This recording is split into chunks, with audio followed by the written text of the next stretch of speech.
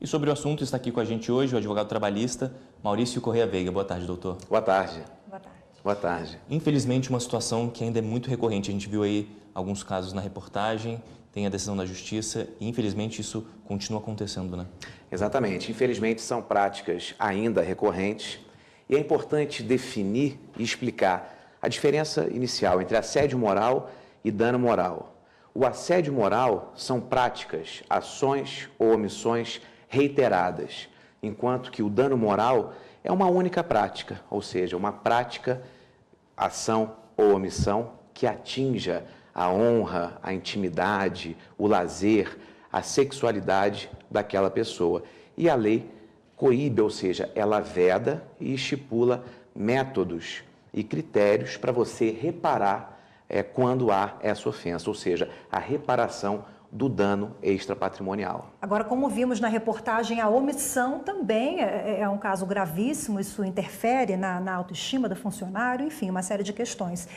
Isso também configura dano moral? Sem dúvida nenhuma. Tanto dano moral quanto assédio moral quando se tratar de práticas reiteradas, ou seja, omissões reiteradas. Inclusive, o legislador, a própria CLT, com a reforma trabalhista, é expressa no artigo 223A e seguintes em discriminar de forma expressa que a omissão também pode gerar o ressarcimento, a reparação do dano extrapatrimonial. O que é a omissão? A omissão, por exemplo, o próprio empregador ou superior hierárquico fazer vista grossa para uma determinada situação, deixar num ócio forçado, por exemplo. Colocar o funcionário na geladeira, como o pessoal chama popularmente. Como popularmente é chamado essa ausência de oferta ao próprio trabalho. E isso, sem dúvida nenhuma, são práticas que, se forem levadas para a Justiça, e aí a própria reportagem menciona esse papel importante que tem o Ministério Público, por exemplo,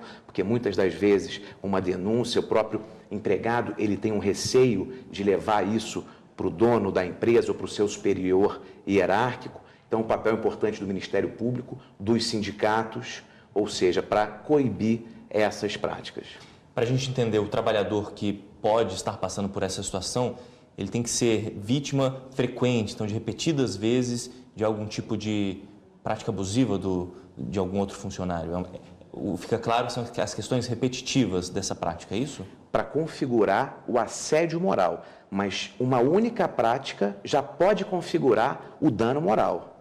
Ou seja, uma única prática já pode ser suficiente para expor o empregador a uma conduta que ele seja responsabilizado a reparar o dano. Se forem práticas reiteradas, aí estará configurado o assédio moral. E é importante, a partir da reforma trabalhista, o legislador adotou critérios objetivos no tocante ao ressarcimento, à reparação desse dano extrapatrimonial. Ou seja, se ficar configurado uma prática abusiva ou uma omissão que fira a imagem, a intimidade, a honra, a sexualidade, o lazer daquele empregado e se ficar constatado, ou seja, uma lesão ali leve ou grave, ou média ou gravíssima, ou seja, dentro dessas 4 categorias que o legislador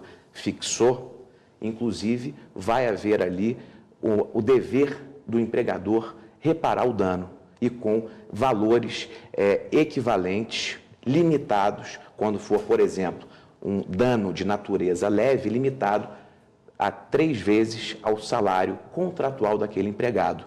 E se for um dano de natureza gravíssima, limitado a 50 vezes ao salário contratual daquele empregado. Mas, se houver uma prática reiterada, ou seja, no caso de reiteração, poderá haver um agravamento que poderá ser no valor dobrado daquele valor fixado pelo legislador. Isso é uma novidade introduzida pela reforma trabalhista.